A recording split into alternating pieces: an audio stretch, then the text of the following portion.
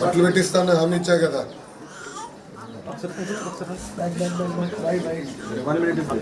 ఆ రోజు గౌరవంగా బట్టలు పెట్టిస్తానని చెప్పాను.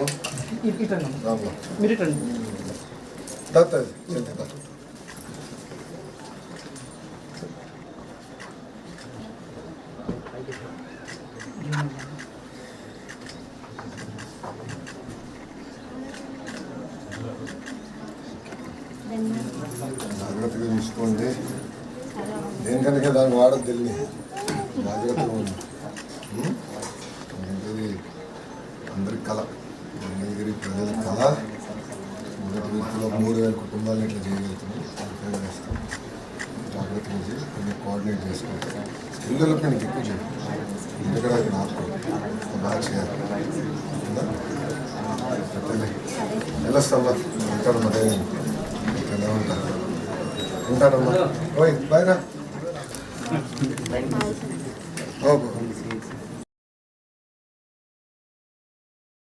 నాన్న మీరు కూడా తీసుకోండి కొంచెం.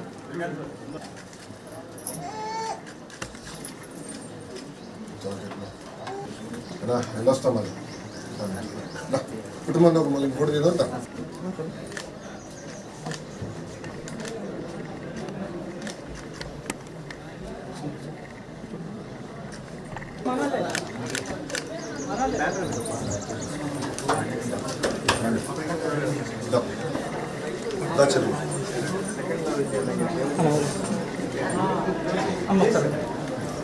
అచ్చుడు అచ్చుడు అచ్చుడు అచ్చుడు అచ్చుకన్నా అచ్చుడు అచ్చుడా.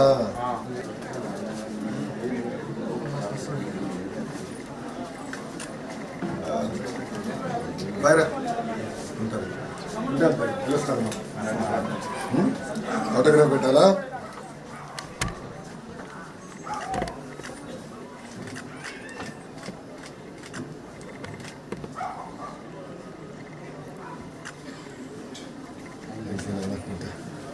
వెళ్ళొస్తాను. మంగళగిరి అంటే చేనేత, చేనేత అంటే మంగళగిరి. కానీ ఒక వాస్తవం మనం అందరం ఆడుకోవాలి ఏంటంటే మగ్గాలు తగ్గిపోయినాయి. దానికి చెక్ పెట్టాలి. మగ్గాలు పెంచాలంటే ట్రైనింగ్ కావాలి, డిజైనింగ్ జరగాలి, లేటెస్ట్ టెక్నాలజీకి వెళ్ళాలి అనే లక్ష్యంతో మన చేనేత సోదరులకి ఇక్కడ ఒక common facility centre, designing, printing, intricate work చేసేదాన్ని కూడా దానికి కూడా వాళ్ళ భూమి అవసరం ఉంటే అది ఎండోమెంట్ భూమి అయితే వాళ్ళని రిక్వెస్ట్ చేసి లీజుకి తీసుకుని కేంద్ర ప్రభుత్వ సహకారంతో అది ఏర్పాటు చేస్తున్నాం. ఇక్కడ మాకు స్వర్ణకారులు కూడా ఎక్కువ శాతం మంది ఉన్నారు. వాళ్ళ కోసం ప్రత్యేకంగా జెమ్స్ అండ్ జ్యువెలరీ పార్క్ కోసం డిజైన్ చేస్తున్నాం. అంటే డిజైనింగ్ కానివ్వండి, మ్యానుఫ్యాక్చరింగ్, రీటైలింగ్ ఈ 3 ఒక 75 ఎకరాలు ఇంటిగ్రేటెడ్ పార్క్ కింద చేయాలని లక్ష్యంతో అక్కడ ఎక్కువ శాతం స్థానికులకు అవకాశం కల్పించాలనే లక్ష్యంతో ఎన్డీఏ ప్రభుత్వం పనిచేస్తుందని మంగళగిరి ప్రజలందరూ తెలుపుకుంటూ నా పైన మీరందరూ ఒక పవిత్రమైన బాధ్యత పెట్టారు. ఆ బాధ్యతతో నేను పనిచేస్తున్నాను. ఎన్నికలప్పుడు ఒక పక్కన బాబు సూపర్ 6 కానివ్వండి, దాంతో పాటు లోకల్ గా నేను వ్యక్తిగతంగా ఇచ్చిన హామీలు కూడా నిలబెట్టుకునే ప్రక్రియలో ఉన్నాను. పనులు చేసుకుంటా వెళ్తున్నాం. నా లక్ష్యం ఒకటే,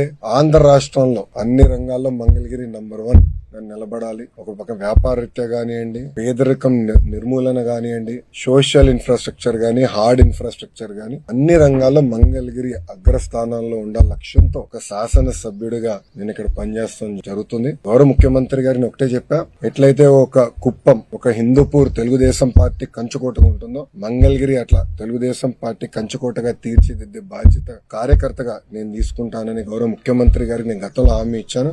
ఆ దిశగా అహర్నిశలు నేను కష్టపడి మంగళగిరి ప్రజలు కలుస్తున్నా, వాళ్ళకున్న సమస్యలు పరిష్కరిస్తున్నా. ముందు ఇంకా ఎక్కువ పనులు కూడా చేస్తాం. దశాబ్దాలుగా పట్టాలు కావాలి మాకని ప్రజల కోరిక కూటమి ప్రభుత్వం వచ్చిన మొదటి 10 నెలల్లో మేము ఇచ్చిన హామీ నిలబెట్టుకున్నాం. అది మాకున్న చిత్తశుద్ధి. మంగళగిరి కోసం మొదలైన ప్రక్రియ ఈ రోజు ఆంధ్ర రాష్ట్రంలో ఉన్న అందరికీ అనుకొచ్చే విధంగా అయింది. సుమారుగా మొదటి విడతలో 8,000 మంది అప్లై చేస్తే దాంట్లో 4,200 మంది మంగళగిరి నియోజకవర్గంలో అప్లై చేశారు. రేపటి నుంచి సుమారుగా 6 రోజుల పాటు ప్రతి కుటుంబాన్ని నేను కలుస్తున్నా. ఏదైతే నేను హామీ ఇచ్చానో బట్టలు పెట్టి పసుపు కుంకాలతో నేను పట్టా ఇస్తాను హామీ నిలబెట్టుకునే ప్రక్రియ రేపటి నుంచి ప్రారంభమవుతుంది. అది చూసి ఆంధ్ర రాష్ట్రంలో ఉన్న 164 తెలుగుదేశం, జనసేన, భారతీయ జనతా పార్టీ శాసనసభ్యులపైన ఒత్తిడి పెరుగుతుందని భావిస్తున్నా. తప్పనిసరి అక్కడ కూడా మా ఇంటి పట్టాలు ఇవ్వాలని ప్రజలు ముందరికి వచ్చి అడుగుతారని నేను భావిస్తున్నా. దానివల్ల కూడా అక్కడ కూడా ప్రెజర్ పెరిగి పట్టాలు ఇచ్చడానికి అద్భుతమైన అవకాశం ఉంటుందని నేను అనుకున్నా. మీరందరూ ఒకసారి ఆలోచిస్తే ఇప్పుడు ఈ రోజు ఇచ్చిన పట్టా ప్రభుత్వ విలువ 9 లక్షల రూపాయలు. 9 లక్షల రూపాయలు ప్రభుత్వ విలువ. ఇంకా మార్కెట్ విలువ ఎంతో మీరే అంచనా కట్టొచ్చు. దశాబ్దాలుగా ఉన్న కళ, 2.5 దశాబ్దాలుగా ఉన్న కళ ఈ రోజు నెరవేర్చే అవకాశం నాకు మంగళగిరి ప్రజలు ఇచ్చారు. గౌరవ ముఖ్యమంత్రి చంద్రబాబు నాయుడు గారు ఇచ్చారని ప్రజలందరూ తెలుపుకుంటూ అహర్నిశలు కష్టపడతా మంగళగిరి అభివృద్ధి కోసం నేను పనిచేస్తానని మంగళగిరి ప్రజలు తెలుపుకుంటూ, నేను పదే పాదయాత్రలు కూడా చెప్పా, విజనరీకి ప్రిజనరీకి చాలా తేడా ఉంటుంది. విజనరీకి ముందు చూపు ఉంటుంది. ఆ ముందు చూపు ఏంటంటే ప్రపంచంలో రాబోయే మార్పులు ఏంటి, ఆ మార్పులకి మన పిల్లల్ని ఎట్లా తయారు చేయాలి, మన కుటుంబాలను ఎట్లా తయారు చేసి వాళ్ళకి అనుసంధానమై శాశ్వతంగా పేదరికం నుంచి బయటికి తీసుకొచ్చే లక్ష్యంలో పనిచేస్తున్నాం. ప్రజలందరూ ఒక విషయం గమనించాలి, 1994లో ఇట్లనే చాలా మంది కంప్యూటర్ అన్నం పెడుతుందా అని ఎగతాళి చేశారండి. ఈ రోజు ఐటీ రంగంలో ఎంతమంది పనిచేస్తున్నారు హైదరాబాద్ లో చెప్పండి. హైదరాబాద్ లో మీరు చూస్తే ఒక ఐఎస్బీ కానివ్వండి,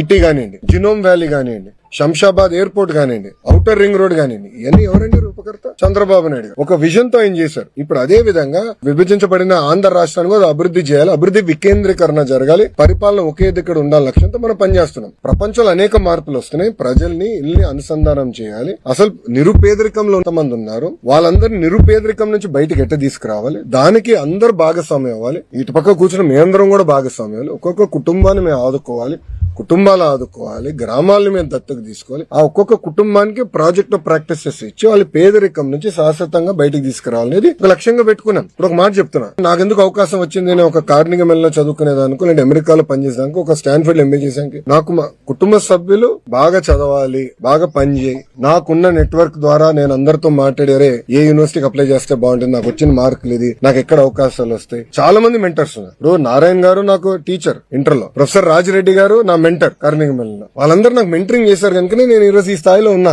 అలా చంద్రబాబు నాయుడు గారు ఏంటి P4 విధానంలో మెంటరింగ్ చేయమని కోరుతున్నారు. దానికి ఆయన ఎందుకు కంగారు పడుతున్నారు? ఆయన కూడా మెంటర్ చేయమనండి. అరే సొంత చెల్లికి తల్లికి మెంటర్ చేయలేనోడు ఊకే మాకెందుకు లెక్చర్లు వీక్తాడు. ఇప్పుడు ప్రిజనరీ ఏంటంటే ఎప్పుడు జైలు వైపు చూస్తాడు స్వామి, ఆయన చూపు ఎప్పుడు జైలు వైపు ఉంటుంది. ఆయన చేసిన తప్పులకి జైలు వైపు చూస్తాడు. అందుకే ఈ రోజు చూస్తే ఆయన తిరగలేకపోతున్నాడు ధైర్యంగా. అది ఈ రోజు ఉన్న పరిస్థితి ఆంధ్ర రాష్ట్రం.